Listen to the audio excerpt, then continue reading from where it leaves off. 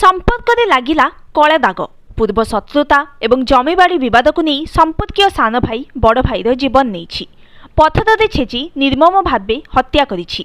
एभली सांघातिक घटना घटी सिंधेकेला थाना झड़प पंचायत सालेबरट गाँव में मकददाणा एवं स्वाददाणा परिवार पारिवारिक संपर्क थिले मध्य पीढ़ी पीढ़ी जमीबाड़ी को नहीं शत्रुता लगी रही।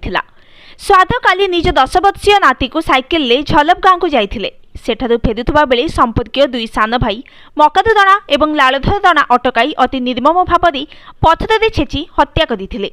स्वादंक नाती घर को घटना संपर्क सबकिछि कहिबा परे हत्याकांड पदाको आसीथिला।